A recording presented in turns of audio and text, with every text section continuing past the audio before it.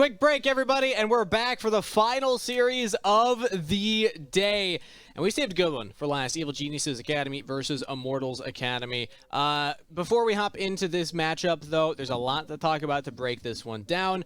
I just want to take a moment to just appreciate Week 1. This is the last series that we have, so we're going to close out with a bang, but it's been a fun start to the season. I'm happy that we're able to put this on. And also, Joshi, I'm going to put you on the spot. I need 10 reps of that gripper. Can you give me 10 quick reps here? All right.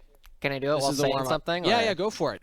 Any point on the matchup? Honestly, I'm really excited for this Immortals roster. I'm not even counting, but Immortals were looking so good yesterday. They were top of the table at the beginning of the day, and Here we go. This is the next thing. We got gameplay production a little bit, but great points, Joshi. This is what we want to touch on right before our matchup, though. Catch everybody up on some fun stats. So, obviously, this is the Samsung SSD Fast 5, where we catch up on some fun stats across the Rift, every single team throughout the entire split. And, yeah, this is one day of stats, so we'll catch up on some of these in the future, but already, Rafa, looking at these, anything jumping out to you immediately as like, ooh, that is impressive? I'm really a fan of not impressed. He's not impressed, I guess. Whoa. I'm not impressed. Fastest mythic item is always pretty cool to see, just to see how efficient the mid laner is, but it's going to be a pretty tough task. I think the highest we had in Academy last year was just like right at the 10-minute mark, or something like 10-11. So until someone breaks that record, these for Jimmy and Soligo and Pretty, not bad, but I know there can be better ones, But for support item upgrade, that's pretty. I don't play support that often. Well, that seems pretty I want to note a couple things. First of all, a lot of Team Liquid I'm seeing there, so congrats to them. And Immortals for having multiple members in the top. And EG. And EG, yeah, look at that. A couple of the top teams performing here. Support mythic items, it depends on if you're melee or Enchanter, of course, because Enchanters can usually get that fast. I believe the record last year, I think it was Diamond that had it at like 6 minutes, 10 seconds around there. Crazy fast. Really fast. Also, week 1 of the summer, Team Luke got fastest to 10k gold as an 80 carry in like 14 minutes. That was never surpassed for the entirety of the split because he got like a quadra kill in the first 5 minutes. Oh, that's right. It was absolutely I remember insane. that game. That was really good. Yeah. So not only are these players competing against each other this split, but it's also fun to keep track of how people performed last split. But with that out of the way, let's talk about the matchup ahead of us, the final best of 2 for the week, everybody. Immortals versus Evil Geniuses. Joshi, we're getting into Champs League quick, so here, I'm going to give you a brief moment. Talk to me about Evil Geniuses. What should we expect from this team? Yeah, Evil Geniuses, they won 1-1 yesterday, and this is a team where we are really looking at players like Surdy and Tomio to kind of continue actually like overperforming what a lot of people were expecting. Surdy had some really good games. I believe it was on Akali yesterday, where he looked really, really strong, and it really allows Kaori and Skytech on the opposite side of the map to just have a lot more time to build up, get that CS, and then become the monster, the other crawl, following the footsteps of Luger that we kind of expect to eventually move his way up and find his way to the LCS. Kaori's performance was absolutely insane last night when we got to see his performance there. So very excited to keep our eyes on him. But Rafa, the big story here, Immortals with their 2-0 yesterday as well, and Arrow is going to be the opponent for Kaori. So this bot lane matchup, very exciting already. It's a way to kind of break in Kaori as he is getting adjusted to NA over from his time in TCL, right? Yep. But for me, Arrow was by far the most dominant AD carry in the amateur circuit during the 2021, benefiting off of a very strong roster in Wildcard, and of course Arrow. I mean, he has multiple years of experience, right, coming from the LCK and KT Roster as well. So like Arrow, like we know and we have expectations that this guy is going to be good. For me, I didn't know how good Kaori was going to be because I didn't see the tape. And yesterday, it says a lot for me. I'm not trying to, get caught up in the overreactions, but this will definitely be an exciting matchup to watch. I also... also want to look at Chad and Tomio, and we'll get further into that when we get into champs. As we are hearing that the teams are ready for champ select, I'll let the two of you break that one down as we get into the final match of the day, everybody. Let's have some fun and close it out with a bang. Thanks, Kangas. Now, as we were talking about before, Chad and Tomio are some of the two junglers that came up from Amateur this past year. Tomio got an earlier promotion than Chad technically got into Evil Geniuses Academy after being moved on up from the Evil Geniuses Prodigies rosters. But Chad, while he was on the 100 Thieves Next roster, got brought into 100 Thieves Academy because Kenvi and Tenacity went with the 100 Thieves squad, the LCS squad, to Worlds in Europe, right? And so, and then Chad with 100 Thieves Academy won Proving Ground Summer. Yeah, Chad and Gamsu came in. They were the Proving Grounds champions, and now they're going to be going up against Evil Geniuses here. And it's a very different style today than what they were actually playing up against yesterday.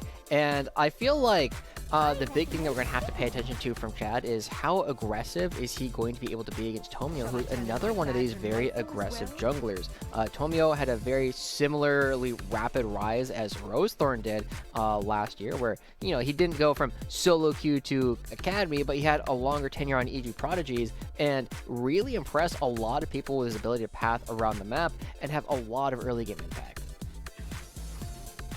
This is one I want to see as well from both of these junglers. I think they have the capabilities of having a lot of influence in this series that, you know, after game one impressions from the on-air talent team as a whole, we were really excited about this series in particular. Obviously, you know, every single matchup has some things that we're looking forward to, but, you know, just based off of day one impressions, this was definitely the hypest series that we get to look forward to. And coincidentally, it was already planned for the end of the day. So that allows us to end things on a high note. Jinx being locked in for Kaori, despite the loss, still massive in their defeat against Team Liquid Academy in the second half. Aphelios, Viego, those are the answers for Immortals. Not a whole lot of surprising picks coming out here. Everything has been seen so far earlier today, and it's all going to continue being very strong in this game. The big thing that we're going to have to pay attention to is we've been seeing a lot less Corki Victor here in Academy than we have in other regions, right? Korea, China, even the LCS Lock-in have been playing so much Corki Victor, and we saw some of it earlier, but I don't know if we've seen we haven't seen Victor today on the primary stream. It's possible that we saw it over on twitch.tv/FaceItTV, but it's kind of surprising to me that we're not seeing the same kind of focus on these champions just because they are so strong. And instead, people are looking to show that they have a broader champion pool that they can work with. And also just the priorities is for things like the jungle picks and the marksman picks, right? And I think that just speaks a lot to how much they believe as well in the mid laners champion pool, that they can bypass the need for, we gotta secure this OP pick in Corki, we gotta secure this OP pick in Victor. It's like, no, we can just let it go to the second round of ban phase, which is probably one of the things that will be eaten, as both of the bot lanes and the junglers have already been secured for both teams. This opens up the pool now for the solo laners to be attacked. Immortals already opening up the hands and trying to take away powerful blind picks away from Surdy. And this is one of his most common picks, right? Surdy was well known for playing this quite a bit during the amateur split. And Concept, I mean, we saw him play Singed yesterday.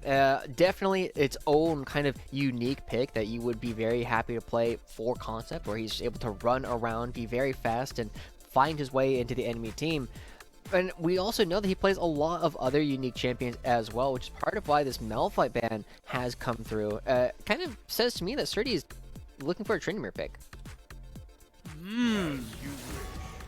Just Tryndamere. Garrett, yep, thank you. I know Magical and I had a long discussion about this yesterday. Good job, Josh. Where he was like, I can't stand seeing the Corki Victor. I'm like, I don't want to see the Tryndamere ever again. But this is the kind of thing where Evil Geniuses, by showing this Malphite ban a little bit early, are either intentionally getting Immortals to ban the Tryndamere, or they just kind of misplayed their hand where they actually wanted to pick the Tryndamere and didn't think it all the way through. Nasus? When was the last time Concept played Nasus? I'll have to take a look through Oracle's Elixir on that one, because Games of Legends will not have the stats on anything amateur related. I mean, currently looking through the wiki, I'm not seeing anything there. I mean, he obviously played a decent amount of Singed. He had some Karma. The Vex going to be coming through, very likely for Pretty, though technically flexible up into the top lane in very specific matchups. I'm very surprised on what this Nasus ban is doing, because I'm trying to think of any champions that Nasus and Malphite specifically are good into.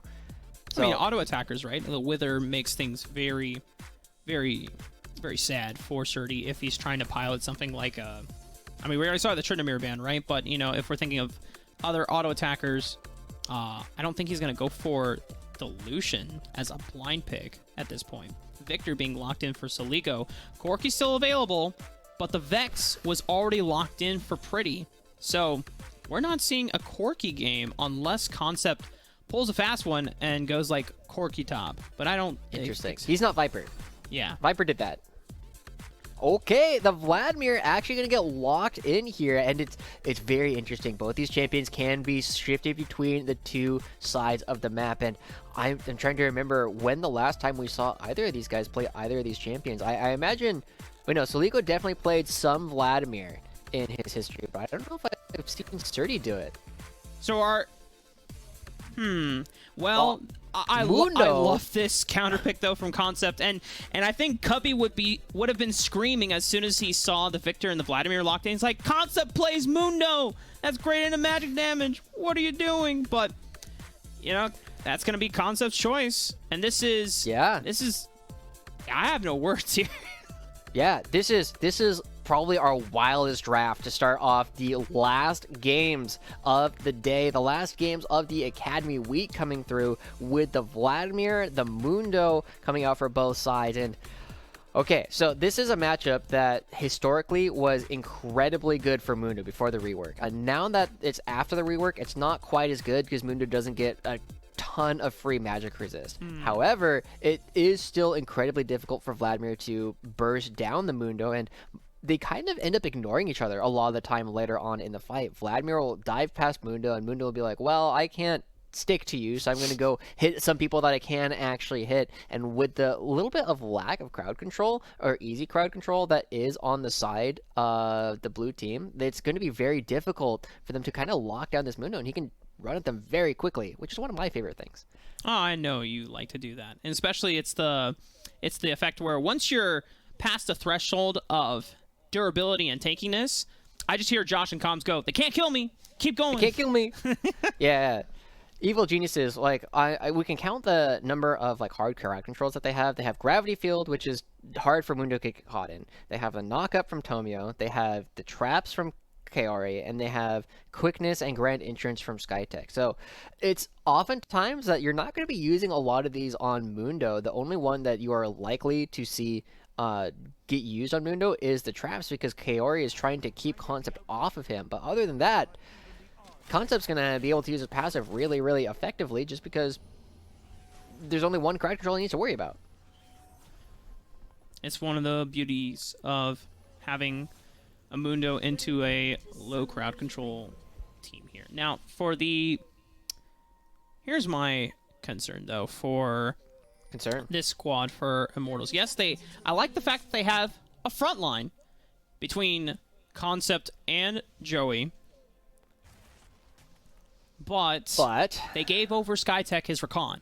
And if you were checking out the Evil Geniuses series between Team Liquid Academy, Skytech was huge, and Cubby gave a grandiose little anecdote about how Skytech hit Grandmaster on mid lane as well, playing solely AP Recon. This is a huge comfort pick for him, and the fact that he is able to hit basically high-elo Challenger in support and Grandmaster in mid on the same champion. This is, like, it's a limit test for Immortals Academy, to say the least.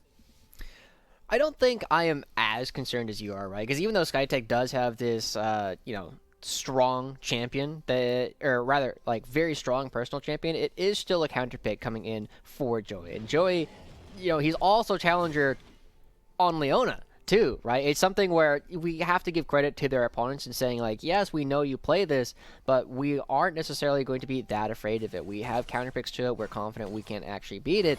And we'll see how effectively Skytech is going to make me eat my words by trying to get away from all of the crowd control that Joey can provide.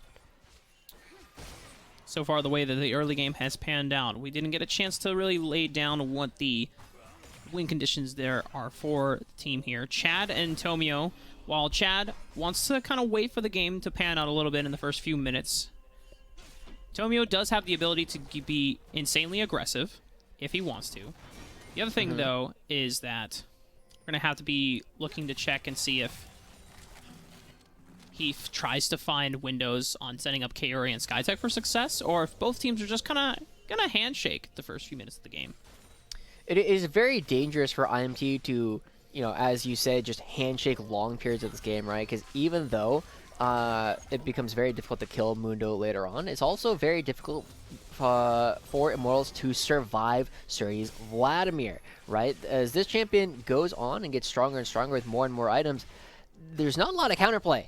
Eventually, at some point, Surrey flashes, presses R, and your third Q all at the same time, and your AD carry is gone. That's it. The other thing, too...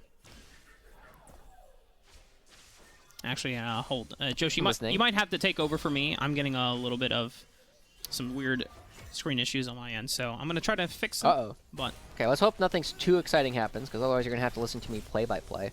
But Immortals currently are in a spot where they are losing a lot of priority across all their lanes. Pretty was forced to back and is teleporting into the mid lane now, as well as Arrow and Joey getting shoved underneath their own turret. Concept even got Cheater recalled on up in the top side. So the only thing that they currently have going for them is the fact that Chad was able to pick up the top side Scuttle Crab for himself, trading it out on the bottom. And it means that Tomio is not getting any large wins early on in the game as the Zinja versus Viego, which is always good for Viego, and we know that Chad really loves playing this champion.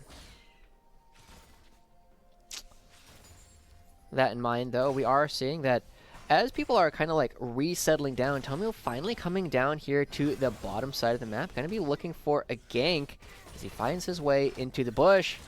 But Skytech going forward, drawing out Joey and Arrow, but this wave is not necessarily going to be pushing out in such a way that Arrow and Joey have to leave, and Tomio will eventually just back away, but it gives a little bit of time on the rest of the map for Chad to continue farming, and Pretty and Chad to potentially look for a play here in the mid lane on the fact that Sligo has already used the teleport and wouldn't be able to come back to the lane, but instead we see very accurate pinging once again. I praised some of our players earlier in the day looking for opportunities to actually take down or note down exactly where the enemy jungler was. And again, Chad pinging towards exactly where Tomio is. So both junglers have a very good idea the pathing of their opponents. Here comes the root. Joey goes in, and Arrow. It's a little bit of damage down, but the Battle Dance will keep Skytech relatively safe.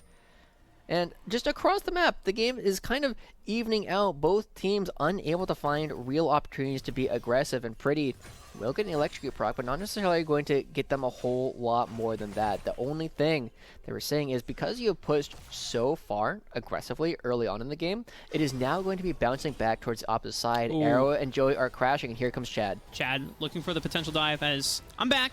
Thanks for carrying the mantle, Joshi. Thankfully, you didn't have to go into a 10-minute pause like Kajal did with Dracos over in the LEC. I thought about chilling out for a second, and it's just like, what if I just let Joshi limit test What if he just goes? And just hang out? Yeah, just... I mean, that's what happened to Hulk Battery. He did a good job. Wait. That wasn't that funny. I don't know if that was supposed to be like just a joke or... okay. I'm just shouting out the buddies. Okay. I do like Alec Battery. I love him. Anyway, we're back 6 minutes into the game, and thankfully nothing too exciting happened as Joshi wished for, so that he didn't have to carry fully into play-by-play Joshi mode. I do want to say, though, it's not that bad. You're pretty decent. You've done it in the past. I've done it. Yeah. There was a point at which I hadn't decided yet that I was a color, but we are seeing now that as people are coming back onto the map, Chad is the first one to start hitting this dragon, it appears, and with all the members here, we are seeing that Tomio is going to be coming around, potentially looking for a steal, but it's hard for them to actually contest this because it's already so low. Joey going to land the root down onto Skytech, and it's Chad that secures the first dragon of the game. Immortals Academy, enough strength in numbers. Actually, Concept potentially looking for some damage onto Surdy. Gonna just chunk him away. It's very difficult right now for Surdy to really do anything in this lane. Like, a lot of people complain about Tom Kench up in the top lane, something that a lot of top laners have been playing in solo queue, but Mundo does basically the same thing. He trades a little bit less early power for a little bit more, like, general damage later on in the game, and this is a situation where Concept leveraging it quite well to zone Surdy off. Less important the gold, more importantly actually the experience. At this point, Immortals just kind of taking it slow, taking the win and securing the objective lead so far in the game. Rift Herald will be spawning in the next 25 seconds. Neither team has really made moves to set up early for it. There's some vision protecting Surdy on the top side of the map. But so far, Chad is the first one to the punch as he is now walking in towards the river part. He's going to ping out the Rift Herald, and Joey already getting a reset in before SkyTech can, so Joey will be able to roam on over to Rift Herald before SkyTech. Oh, Actually, Joey, Tomio finding each other. Whack! And then they leave. I'm actually a little bit surprised that Tomio hasn't necessarily been going for as many plays. We saw him show up briefly bottom lane, but that was the main thing that we've seen him do so far, and instead it's going to be Chad who is forcing his way onto these objectives early on. They got the first Dragon, now they're getting the first Rift Herald, and Tomio, this is kind of his first answer to the free objectives that Chad has gotten so far. Chad did get a chance to secure the Rift Herald over on the other side meanwhile. Now this is Tomio trying to steal away this blue buff, has the Empowered Smite, so can hit it after 900 health. Steals it away. Chad is going to be content, though, that in sacrifice for the blue buff being stolen, he secures the Rift Herald. Now he's going to make a play on trying to get some turret plating gold for one of these lanes here, making his ways toward the bottom side of the map. Oh, lots of people going to be collapsing as well. Here comes Pretty. Pretty on the Shadow Surge. A lot of damage onto Tomio. Still very squishy on the Xin Zhao. No health items, and that's a beautiful setup. First blood for Chad. Nice. I really like that Chad flashed forward in order to make sure that he could follow Tomio's flash, but it is a situation where Pretty's starting to make plays. Pretty kind of making his debut last year, right? He was looking really good, and you know, there's a lot of very easy puns to make off of his name, which I will refrain from doing for now, but he looked pretty good last season, and I feel like we're going to continue seeing him build up his experience here in the North American region after coming all the way from Greece. And, you know, with plays like that, it gives me a lot of hope towards seeing him continue to improve over the course of the season. And there's definitely a lot of hype around some of the new mid laners that have come into the season, as well as someone like Saligo, who we sincerely believed was one of the top mids that should have been on the LCS, but was on the Academy squad side of things. Pretty. But he won't play chess with me. Well, that's your problem, not mine. Pretty is someone that flies under the radar a lot of under this hype. Did get a chance to play a couple of Immortals games on the LCS stage. It didn't work out necessarily in their favor, but it wasn't Pretty's fault. Things were kind of out of control, and I honestly, I think Pretty is one of the better mid laners that we have, at least at the start of the split, because Pretty, not only the experience that we've talked about coming over from the Greek. Oh, Concept. Is this a dive?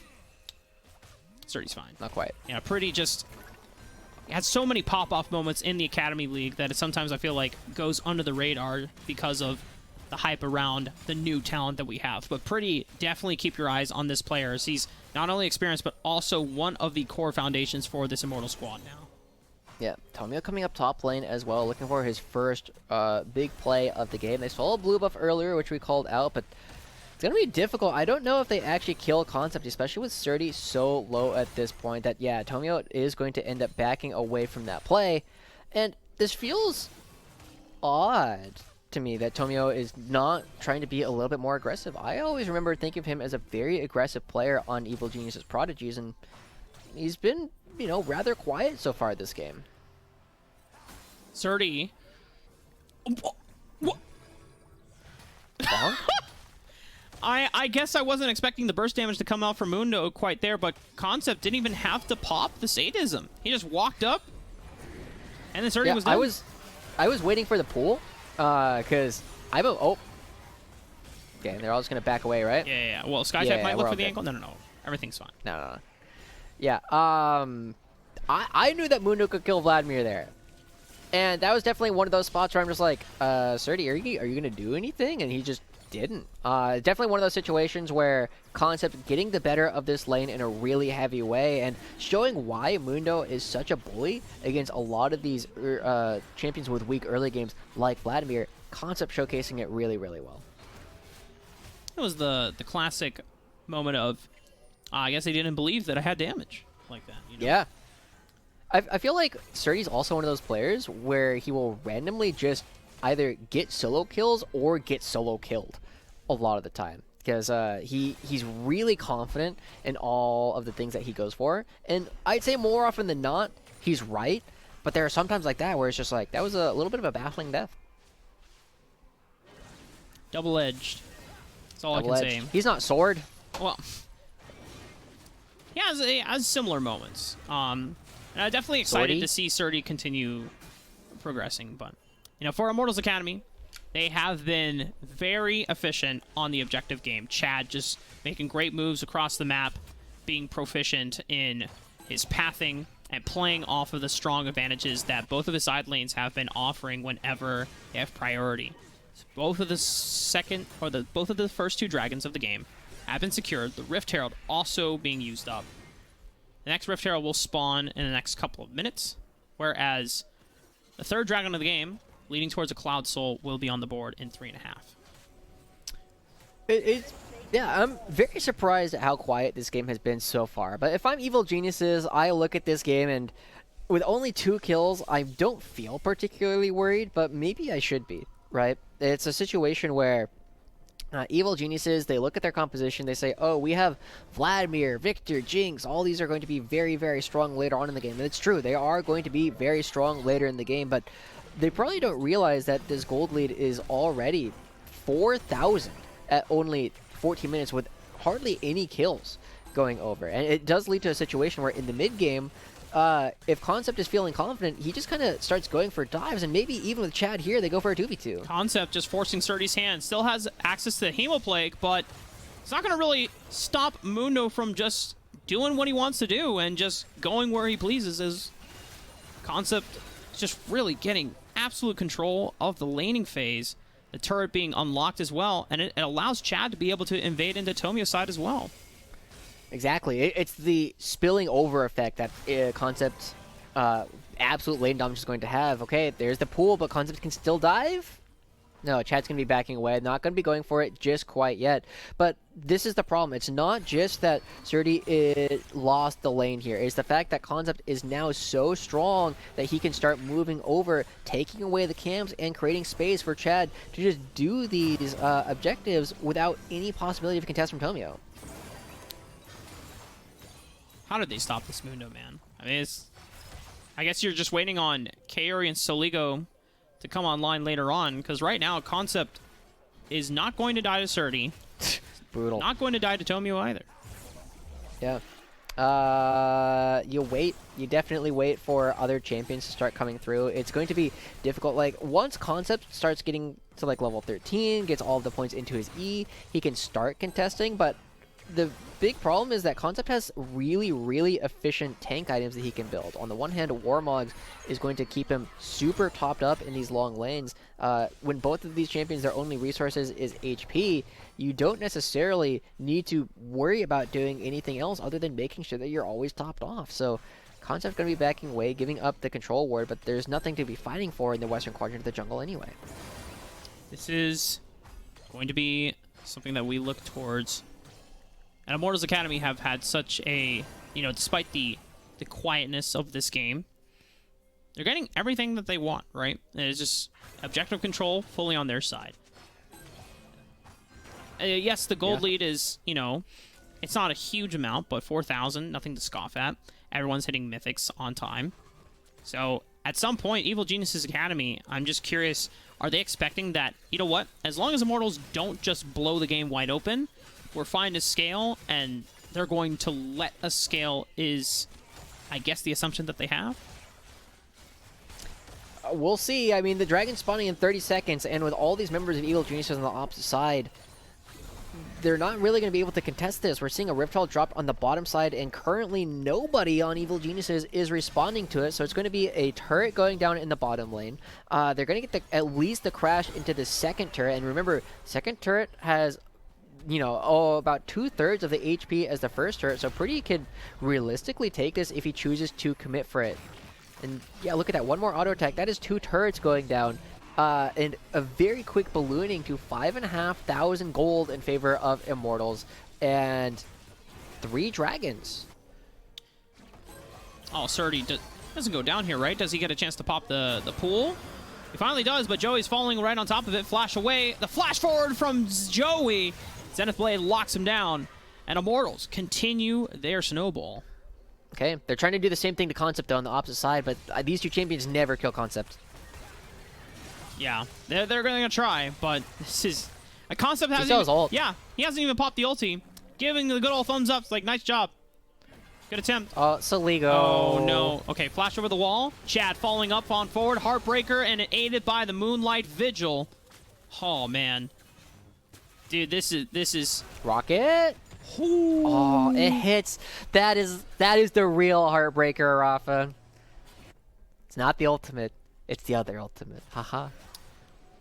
Oh, okay, but they're going to they try. They rotated their Memazon over. Okay, Evil Genius's first kill on the board. Arrow has the flash over the wall. Crescent guard from Tomio as he follows up with the flash of his own. Joey has been routed off. Zenith Blade is not going to carry him on and over. Stopwatch might buy some time, though, because Concept is coming in for the flank. Teleport is coming in, though, for Surdy. Doesn't have Hemo Plague available. And Concept, he still has ultimate, by the way. Didn't even need to pop it. They did get a chance to lock down Joey, and that's 2 kills in response from Evil Geniuses. Okay, finally, Evil Genius is starting to come alive a little bit, and it is realistically about when we were saying we were looking at Surdy getting level 13 when the fights were going to start happening. He's currently level 12, but realistically it was all Tomio and Skytech able to find. Now Surdy, ooh, that tower shot, he was in a very dangerous spot. Pretty has ult. Surdy, run! Okay, well, he's currently alive. But there's still major issues that are currently unaddressed on this map right now, Mark. The fact that Concept is already on 2 items, right? Very tanky. He doesn't have a whole lot of armor just quite yet, but it's still going to be a situation where the amount of HP that this character is going to have is going to make it very difficult for the low damage build of Soligo to really bring down the Mundo. At the same time, there are 3 dragons that Immortals have already picked up. They're going to be picking up another turret, which allows them to more easily get pressure in the mid lane for the upcoming dragon. They are taking away more and more of Tomio's jungle, and like Tomio is slowly getting starved out of this game. Yeah, it's a stranglehold. Now Tomio is going to try to find Concept. Concept finally feels enough pressure that he has to pop the ultimate. Still has the flash available. So I don't expect Concept to go down anytime soon, and jeez. Immortals are able to respond back, aiding in Concept's escape. Skytech goes down thanks to the raw power of arrows of Felios, and they even get a turret on top of it. It feels very surprising because I knew Immortals were going to look good today, right? I expected them to continue at least having strong performances against other teams, but I was also expecting Evil Geniuses to look a lot better than what we're currently seeing, right? Soligo, we know, is strong. Surdy promoted from Evil Geniuses Prodigies for a reason. Kaori brought over from Turkey to play alongside Skytech, and, you know, he's looking just fine. And Tomio, I mean, meteoric rise up through Evil Geniuses Prodigies, now playing with the Evil Geniuses Academy, but we're not seeing these players do a whole lot just quite yet, and I feel like that's uncharacteristic for them, and it makes me wonder what they're planning for the second half, because if this is the way they're going to play, we're probably just going to have to go to game 2.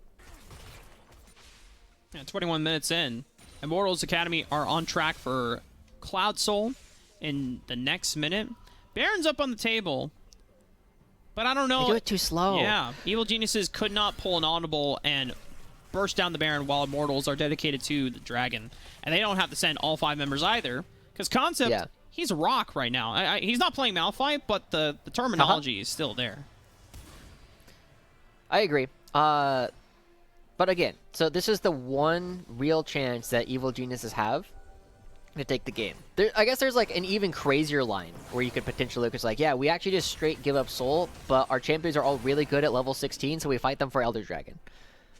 Right? Like that's the other line I could potentially see. But when you're already putting yourself down 7,000 gold, it's a very difficult line to convince people is good. We scale, guys. Don't worry. Oh, is Concept running down Surdy? I think he is. Oh, goodness. Hemoplague has already been popped by Surdy as well. Concept popping his own ultimate. Tomio caught. But we're going to have a fight in the mid lane as well. Tomio has Gravitum available. Surdy forced out the flash. I know Hemoplague available for this dragon means that Immortals should be able to just claim this easily. Okay, Miracle Jinx Rocket, maybe? Doesn't look like it, Josh. Nope. I'm just baffled. This is...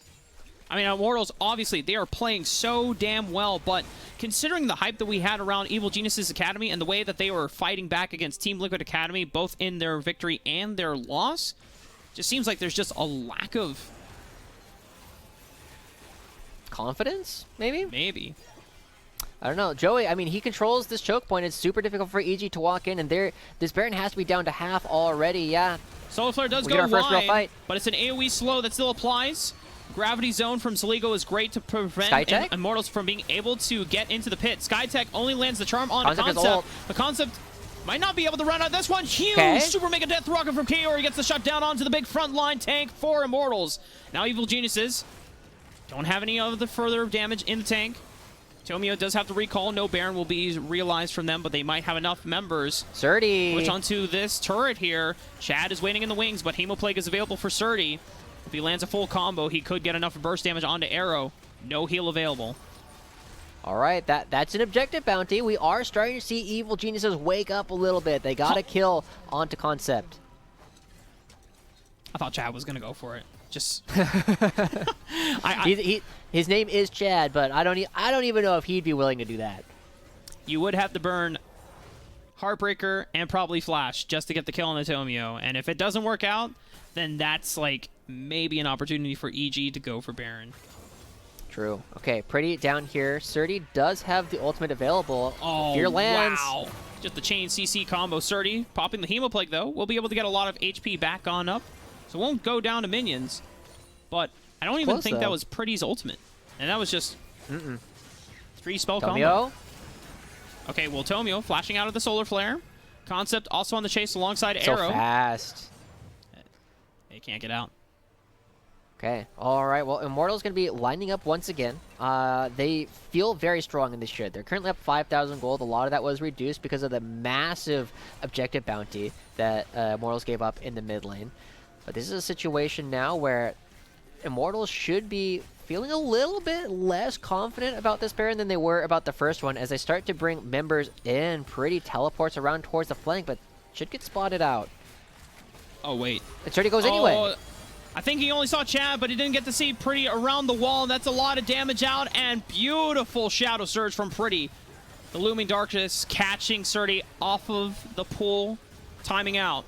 This is a numbers advantage now for Immortals Academy. They're turning their heads toward the Baron. Yeah, they should be able to pick this up. Surdy's still dead for 30 seconds. Saligo can use his poke to try and get them off, but his damage isn't particularly high at this point, right? He's gone with the Cosmic Drive. Keeps him movement speed, but not as much direct damage, so Tomio looking for a steal. Oh, Solar Flare onto Tomio. This time he doesn't have Flash. Fool me once, shame on you, fool me twice. That's Tomio being locked up. Skytech trying to do the best he can. Kaori does get one reset onto Chad, though. Looking towards Arrow. Kaori. But Tomio does fall, and now Concept is on the front lines, and they find Kaori. Beautiful follow-up from Pretty as he flashes forward. They get the fear down onto the 80 carry for Evil Geniuses. Surdy is back. Teleport's trying to save the day, but a Hemoplague is not going to prevent Concept from just running down Saligo with impunity. Skytech giving him a little bit of a shield with the Battle Dance, but Concept, he's just running past the turret. But finally, it's the Ignite that comes out and the Gravity Zone that's going to stop Concept from running down Saligo. But already, 3 members from Evil Geniuses are wiped. Kaori doing just about everything he could. He played that fight super, super well. Unfortunately, he only has one flash and then just gets run down afterwards. But crucially, the base hasn't been broken. So as we take a look at this, watch how Kaori plays this, right? The flash and cleanse gets him a lot of space from everybody else, and getting the first reset off of the super, super taking Mundo makes this fight look really good. Excuse me, not the Mundo, but the Viego. And then Concept, unfortunately, we said he was a rock. It's very, very difficult to do anything about this guy. He runs you down once you have no tools left available, and Evil Geniuses, once Kaori is down, the rest of them just crumbled. And now we're heading towards the Elder Soul, or just the Elder Dragon. For you, Josh, you mentioned before that maybe the win condition that Evil Geniuses were ultimately playing towards is hitting level 16 around the same time as Elder, but we're not going to even get to that point because Tomio... Joey. Wait a minute, Joey. Not going to have enough damage. Shad might have enough burst with the Heartbreaker. They lock him down. Pretty is there for the facilitation of that play. Elder will be spawning in 55 seconds. Tomio will be up before them, but the control that Immortals will gain from that pick is going to be pretty damn hard for Evil Geniuses to come back from. Joey will definitely have ultimate before the Elder Dragon spawns. Pretty's is going to be a little bit closer. Yeah, it's going to be about 20 seconds delayed. And so the big thing that we have to pay attention to is the fact that Soligo and Kaori also used their ultimates during that skirmish as well. And they're not going to have it available for the upcoming fight either. And when you start looking at it, you need every bit of damage that you can coming out from Evil Geniuses, because you're still going to have to deal with this absolutely massive Concept. Now has 3.5 items, and he's the richest, not quite the richest person in the game. That's actually Pretty, who's been quietly just like picking up all of these kills during these fights, and we haven't really given him his due. That's what I'm saying, man. Yeah, Pretty is someone that is just... historically, even on the Academy season of 2021, they're paying towards the Baron. Doing so much work. He's doing it again. And now Immortals will be able to pick up the Elder, but Evil Geniuses trying to pull a fast one.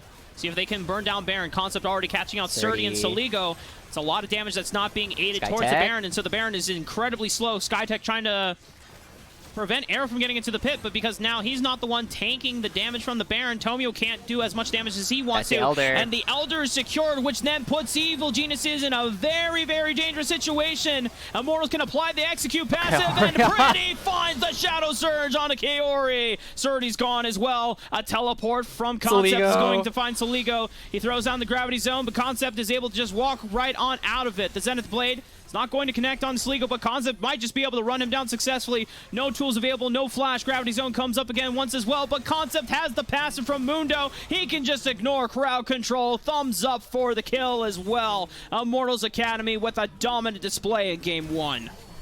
A very weird game coming out from Evil Geniuses. It's not what we're used to seeing.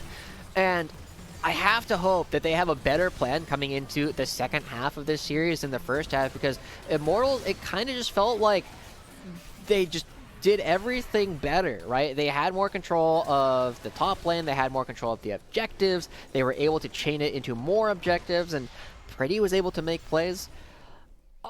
I don't know. I kind of want to write this one off of the books. It's one of those that you have to forgive but not necessarily forget going into the rest of the season. Yeah, because it definitely was very much against of what we saw out of Evil Geniuses Academy yesterday. They were fighting tooth and nail with Team Liquid even when they were losing to get back into the game. There was only one time maybe from Evil Geniuses where they got aggressive. They forced a skirmish on the top side of the jungle, and it worked, but they didn't do it again. Yeah, I don't know. Felt like a very odd situation again. I just can't shake that feeling that there's something going on behind the scenes that we don't know about that is distracting the players, because it did not feel like the Evil Geniuses that we know about. Yeah, it was just really off characteristically, but we'll have to see if maybe a little quick pep talk from their coach, or just, a shake of the nerves, maybe just the game one just started off poorly and, unrecoverable from, just a composure or a momentum state. But there's always a game two, which is why I love these best of twos for the Academy season from 2021 and why we're carrying them on over to 2022. We're going to be showing it to a short break, but please enjoy this. Actually, I think this segment features you, Josh. So please enjoy more of Joshi's face.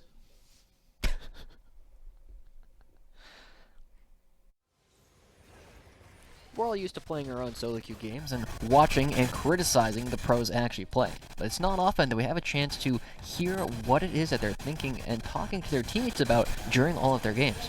Or to fix that, I had a chat with Chad, Immortal Academy's new jungler with very high hopes for the season, in order to do a pro review of some of his games.